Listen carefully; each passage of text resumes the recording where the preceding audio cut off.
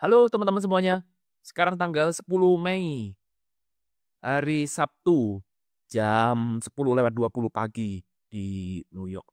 Kita bertemu kembali di kuliah spiritual dan kali ini kita akan membahas satu materi yang sangat-sangat luar biasa.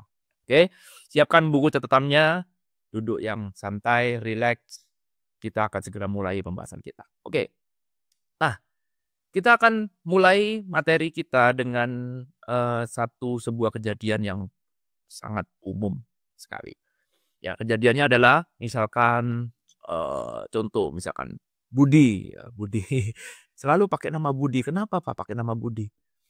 Ya, nggak tahu otak saya nggak kreatif aja. Ya, nama yang muncul di kepala ya cuman Budi, udah kayak nama Budi aja. Oke, kita lanjut. Nah, suatu hari si Budi apa namanya sedang kumpul bersama temannya, ya reuni gitu. Lalu kemudian ada satu temannya misalkan namanya siapa? Misalkan namanya Anton misalkan dia. Dia nama asal muncul aja ya. Nah, Anton ini temannya Budi, lalu kemudian secara tidak sengaja Anton mengucapkan satu kalimat sehingga membuat Budi jadi tersinggung. Oke. Simpel aja kan? Ini cuma contoh ya, tersinggung. Ya, maksudnya guyon-guyon, bercanda-bercanda, tiba-tiba omongannya Anton nyelekit, boom, Budi jadi tersinggung, Budi jadi marah. Oke, Budi jadi kecewa dan segala macam. Oke. Ceritanya mungkin saya stop sampai di situ dulu. Ya, ceritanya simple. Dan seperti biasa kalau teman-teman mengikuti ajaran dari saya, pasti sudah tidak asing lagi dengan yang namanya pola. Ya, pola, teman-teman. Ya, perhatikan polanya. Karena kalau kamu tahu polanya, maka kita bisa dengan mudah mempelajarinya. Kita bisa mudah untuk memperbaiki dan melihat celahnya. Tapi yang terpenting adalah kita melihat pola. Mari saya akan jelaskan di mana polanya. Oke, kita lihat. Kita bagi menjadi dua bagian. Before ya, dan after. After. Gini ya. Before, sonanya Budi ada di mana? Ya, dia datang reuni, ketawa-ketawa, ketemu dengan Anton. Sonanya ada di kondisi yang normal atau neutral. Netral. Ya ndak happy, ya ndak sedih, ya before normal. Ya. Lalu kemudian apa yang terjadi? Anton mengucapkan satu kalimat yang sangat-sangat menyakitkan hati. Sehingga membuat si Budi jadi tersinggung. Wah, kurang ajar. Kenapa dia ngomong seperti itu? Maka sekarang, boom, Budi setelah mendengar omongan itu, dia keluar dari zona normal. Zona netral. Dia turun ke bawah. Boom. Nah, sekarang Budi menjadi masuk zona baru, yaitu zona marah. Tersinggung. Ini ya polanya. Nah, pola baru sekarang ini, inilah yang kita sebut sebagai pola yang kita sebut dengan kekurangan. Lack. Kekurangan. Ikuti pelan-pelan ya. Oke, nah sekarang. Dengan kondisi seperti sekarang, oke, Budi sekarang tersinggung. Kalau saya tanya sama si Budi, saya jadi terapisnya, saya jadi konsultannya Budi. Lalu kemudian saya tanya sama Budi, Budi, yang kamu mau apa sih? Yang Budi mau sebenarnya adalah dia kepengen keluar dari kondisi ini agar dia bisa kembali lagi menuju ke tempat di mana dia sebelum marah, sebelum tersinggung. Paham? Jadi yang apapun yang dimau oleh Budi sebenarnya adalah dia ingin segera keluar. Segera keluar dari kondisi yang ada di bawah. Karena kondisi yang di bawah ini adalah kondisi yang tidak alami. Kondisi yang alami ada di mana? Ada di atas. Ini yang alami. Lah kok tahu Pak kalau itu kondisi yang alami, kondisi sebelumnya, kondisi alami. Karena sebelumnya Budi berada di situ. Budi baru berada di kondisi yang tidak alami di bawah ini, ya kondisi yang ini, setelah dia tersinggung dengan omongannya Anton. Di mana Budi sebelumnya? Ya di kondisi alaminya. Nah, rumusnya, polanya adalah kita semua pasti akan ingin segera kembali lagi menuju ke zona yang alaminya. Karena itu kalau sekarang saya jadi terapisnya Budi, saya tanya, apa yang kamu mau? Yang Budi mau adalah, saya mau Anton minta maaf pada saya. Dia harus minta maaf terhadap ucapannya dia yang tidak sopan itu. Yang membuat saya marah itu. Saya harus, dia harus minta maaf. Saya maunya dia minta maaf. Nah, minta maaf itu cuma salah satu cara. Betul? Salah satu cara. Bukan satu-satunya cara. Tetapi kita tidak fokus ke sana. Kita fokusnya gini. Kenapa kok kamu menuntut Anton minta maaf? Kenapa? Supaya saya bisa balik lagi ke level alaminya. Betul? Pause dulu video ini. Renungkan. Ini polanya. Ya, polanya. Jadi apapun yang Budi mau, sebenarnya dia cuma satu tujuan adalah dia ingin kembali lagi. Kembali ke level normalnya setelah dia dijerumuskan atau setelah dia dijatuhkan dari zona normal akibat omongan dari Budi. Ya, oke. Polanya sama. Apapun penyebabnya, ya polanya akan gini-gini terus. Ya, kamu mungkin marah karena politik, karena ekonomi, karena keuangan, apapun itu. Semua ceritanya sama. Kamu jatuh ke bawah, jadi lag, dan kamu kepengen jadi apa?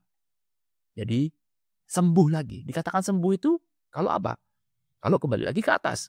Where were you before? Kamu di mana sebelumnya? Perhatikan kalimat before. Nah, proses dari bawah menuju ke atas, maka dari kita kekurangan, jadi kalau turun ini kita kekurangan, supaya kita bisa naik, maka kita harus abundance, betul? Abundance itu berarti berlimpah, kebalikannya dari kekurangan. Jadi obatnya kekurangan adalah abundance.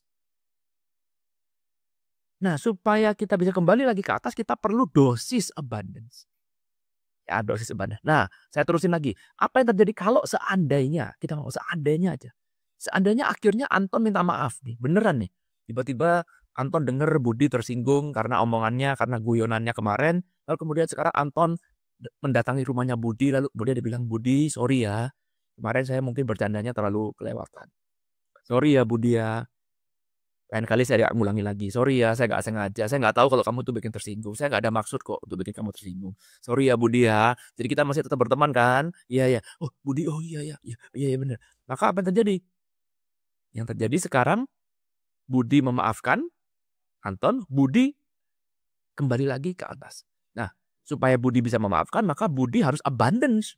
Betul? Oh iya, ya udah, saya maafkan. Nah, setelah ini terjadi, jadi proses dari lack menuju ke abundance, maka ada satu bonus yang Budi alami, yaitu apa?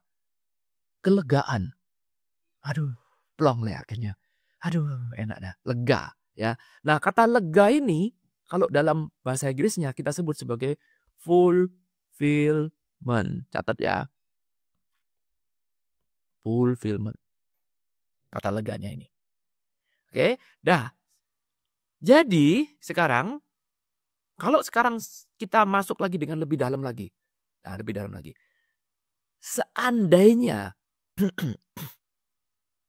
Anton tidak pernah mengatakan hal yang negatif. Atau gini, seandainya Budi tidak pernah tersinggung. Pertanyaan saya sekarang, apa mungkin Budi bisa mengalami namanya fulfillment? Gak mungkin. Saya ulang lagi ya. Kalau seandainya Budi tidak pernah tersinggung, tidak pernah drop, tidak pernah marah, artinya sekarang ada skenario kedua. Skenario kedua adalah, ini kan skenario pertama. Skenario kedua adalah Budi sekarang tidak pernah tersinggung oleh apapun. Ya, jadi ketika datang ke reuni itu gak ada yang menghina dia, gak ada, semuanya cuma datar. Maka pertanyaannya saya sekarang, apa bedanya Budi yang ada di sini dengan Budi yang ada di sini? Sama-sama kembali ke zona netral. Betul? Ini pun juga sama, ini sama berada kembali di zona netral, sama persis. Tapi ada perbedaan nggak? Ada. Di skenario yang nomor 1, ya skenario nomor 1, Budi punya satu hal yang tidak dimiliki oleh skenario 2, yaitu adalah dia sekarang punya bonus namanya fulfillment. Sedangkan Budi di dalam skenario kedua, dia tidak punya fulfillment. Berarti sekarang syarat supaya bisa terjadinya fulfillment adalah apa? Kamu harus mengalami namanya, betul sekali. Jadi kalau kamu sepanjang hidup tidak pernah mengalami kekurangan, maka selama itu pula kamu tidak akan pernah mengalami fulfillment. Oke, bagaimana Pak penjelasannya? Oh gampang, mari kita lihat sekarang ya. Nah ini.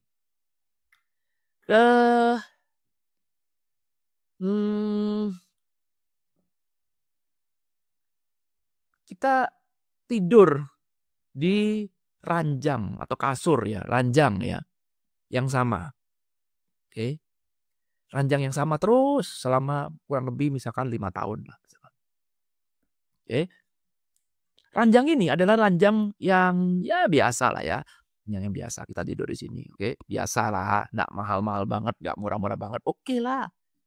Tapi setelah 5 tahun kamu nggak akan pernah bilang bahwa ranjang ini enak banget. Nggak akan pernah. Dakar aja. Ya. Sampai suatu saat pergilah naik gunung. Ya, si A nih. Pergilah si A naik gunung. Ya, di gunung dia tidur di tenda 3 hari. Naik gunung Argopuro misalkan. Wah, perjalanan panjang sekali dia tidur di tenda. Ya, tidur di tenda meskipun pakai kasur kayak apapun namanya kita sedang naik gunung ya. Maka aduh, rasanya tuh sakit semua ya. Punggung-punggung nih sakit semua karena kasurnya sudah nggak jadi lagi empuk. Karena kalau tidur di gunung, tidur dalam tenda itu ya alasnya cuma apa adanya. Kalaupun kamu pakai kasur, kita bawa bisa Pak sekarang baru nih pakai kasur pompa yang kelihatan lebih enak, tetap gak enak. Coba aja. Ya, Anda coba di gunung. Waduh, belum lagi kedinginan, belum lagi kelaparan buat segala macam. Nah, setelah 3 hari naik gunung, lalu kemudian kamu pulang ke rumah dan tidur di ranjang yang sama. Ranjangnya sama, nggak berubah. Maka apa yang terjadi? Kamu akan merasa, aduh gila nih ranjang, aduh enak banget. Ini nih ranjang terenak yang gua pernah tidurin. Gak nyangka gue selama ini ternyata ranjang ini enak banget. Apa yang membuat enak? Karena dia datar, boom, turun, dia kembali lagi ke sini. Bedanya dengan orang yang tidak pernah mengalami kejadian itu, sama-sama kembali ke kondisi netral, tetapi kondisi yang sini dia akan bertambah dengan namanya fulfillment. Jadi kekurangan diperlukan untuk mencapai fulfillment. Oke, contoh lagi, mau kasih contoh lagi boleh. Rumah orang tua, ya. Ini rumah orang tua. Kok jelek banget ya. Ini rumah lah ya, pokoknya ini rumah, saya nggak bisa gambar rumah, oke. Ini rumah. Dulu ketika saya masih SMP, ya, SD, tinggal di rumah orang tua. Makanan semua sudah tersedia. Ya, apa-apa tinggal minta. Semua tersedia. Ada pembantu, ada sopir, semuanya tersedia. Tapi apakah saya merasa istimewa? Nggak ada, biasa aja. Ketika di rumah itu. Lah, sampai akhirnya saya harus pergi ke kota untuk sekolah, meninggalkan rumah orang tua. Oke. Nah, sekarang pergi ke kota, saya become nobody.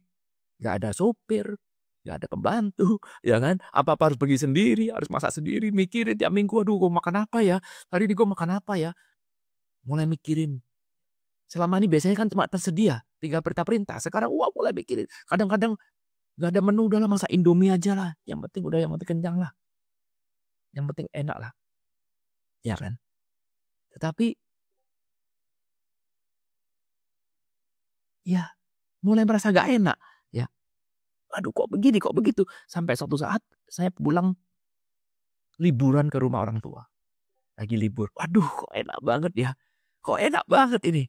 Semuanya serba ada, duduk. Wah, semua tersedia makanan, semua berlimpah. Gak usah mikir makan, semuanya sudah tinggal keluar makan. Pertanyaannya, kenapa dulu ketika saya masih tinggal di sini, kok gak bisa merasakan enaknya kayak begini? Karena saya belum pernah mengalami namanya Nah, ingat ini polanya. Ya kan? Jadi pesan yang mau disampaikan adalah dari kini kita mengetahui bahwa kekurangan itu perlu.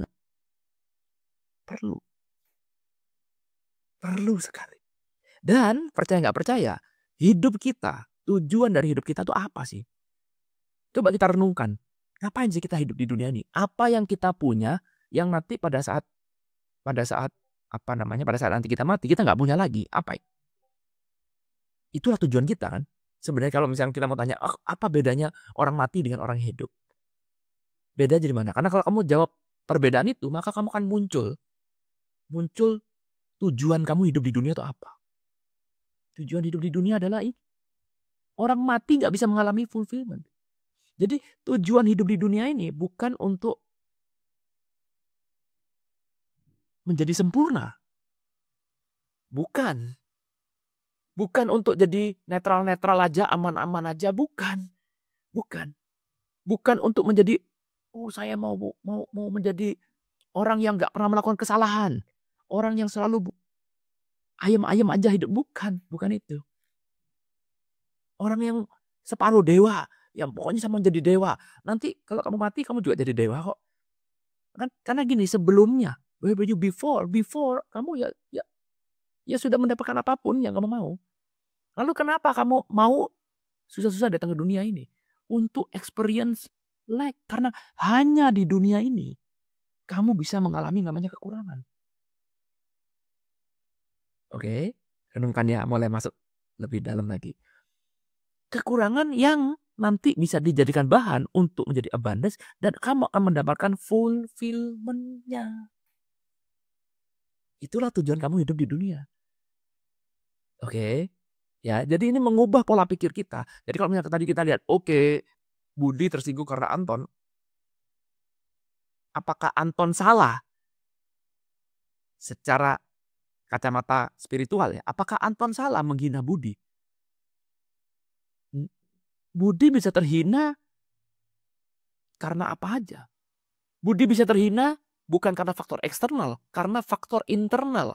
Kebetulan Budi punya sesuatu di dalam dirinya yang kita sebut sebagai sampah, data misalkan, yang belum beres, dan kebetulan Anton dipakai untuk menyentuh data itu, maka Budi jadi tersinggung. Kok begitu? Padahal kalau yang ngomong misalkan Siti, mungkin Budi nggak tersinggung. Tapi yang ngomong Anton bisa pas, mantap, at the right time, boom, kena datanya, maka Budi jadi tersinggung. Nah, kalau Budi mengerti ilmu ini, maka ketika dia tersinggung, dia akan, wow, ini ada sebuah kesempatan. Karena kalau saya nggak pernah tersinggung, maka saya nggak punya kesempatan untuk menjadi fulfillment. Karena itu setiap kali kamu down, mengalami lack, maka sekarang mulai pakai pola pikir bagaimana supaya kita segera bisa abundance-nya. Itulah konsep dari releasing, letting go. Di kelas basic kita belajar tentang Sedona Method, dibahas habis-habisan Sedona Method. Tujuannya supaya kamu cepat-cepat bisa mencapai fulfillment. Segeralah jadi abundance. Karena kamu ngerti konsepnya. Tapi bagi orang yang tidak mengerti konsepnya, dia akan mengutuk Anton. Ada rumusnya, don't kill the messenger. Jangan bunuh messengernya. Get the message, don't kill the messenger. Anton ini cuma messengernya, penyampai pesan.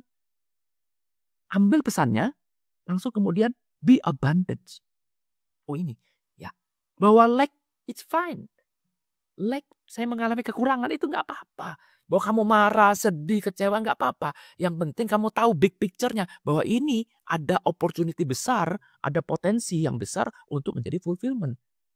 Segerakanlah untuk menuju ke sana, cari apa yang bisa bikin saya segera menjadi abundance, segera mencapai fulfillment. Bukan malah berdrama-drama di lack-nya. Dengan orang mencari kambing hitam, dia akan berdrama-drama di leg-nya sehingga kamu tidak bangkit. Ya, sakit hati dipendam terus 1 tahun, 2 tahun, 5 tahun, 10 tahun dibuat koleksi. Jadi data lagi. Ya kan, nanti tersinggung karena apa? Simpen lagi. Lalu kapan fulfillment-nya? Gak pernah. Akibatnya kamu cuma punya koleksi dari leg tanpa pernah dijadikan fulfillment. Ibaratnya kamu menanam biji itu gak pernah kamu tanam. Bijinya pada dikumpulin di gudang, ya nggak bisa tumbuh. Supaya biji itu bisa bertumbuh, maka kamu harus menanam di tanah. Maka tumbuhlah biji itu. Setiap biji punya potensi yang sama untuk jadi tanaman yang ada di dalamnya. Good? Ya, ini adalah sebuah pola, teman-teman. Jadi kalau kita paham polanya, maka kita bisa melihat big picture-nya. Setiap kali kamu mengalami lag, kamu lihat big picture-nya. Setiap lag yang muncul punya potensi untuk menjadi fulfillment. Kok bisa begitu? Karena fulfillment tidak akan mungkin bisa terjadi tanpa adanya lag. Supaya fulfillment terjadi, kita harus punya satu, harus punya dua. Good? Ya. Nah, thank you teman-teman udah menonton video ini. Kalau teman-teman suka dengan pola-pola seperti ini, kebetulan saya ada video baru nih, ya. Ini videonya ada di sini. Ini video berkaitan dengan pola. Ya. Kita juga membahas tentang the law of becoming. Kita akan belajar berbagai macam pola. Di sini saya jelaskan tentang pola-pola, bagaimana caranya memasukkan sebuah belief system yang baru agar bisa dijalankan. Ya, ini sebuah paket lengkap dan ini adalah satu pembelajaran online bekerja sama dengan Ibu Ian ya dari Serenova. Ini sebuah pembelajaran yang cukup mendalam, ya ada 7 video totalnya dan dengan harga yang sangat-sangat terjangkau. Ya, apabila teman-teman tertarik ingin belajar pola yang terjadi, ya sama seperti tadi kita belajar tentang pola, kita kali ini belajar dengan the law of becoming, maka bisa ikutin kelas ini. Linknya nanti akan saya taruh di kolom deskripsi. Oke, thank you udah nonton video ini teman-teman. Semoga bisa bermanfaat. Sampai ketemu lagi di video selanjutnya. Apabila teman-teman punya komentar, punya masukan, boleh kita diskusikan di kolom komentar. Thank you. I love you all. Bye.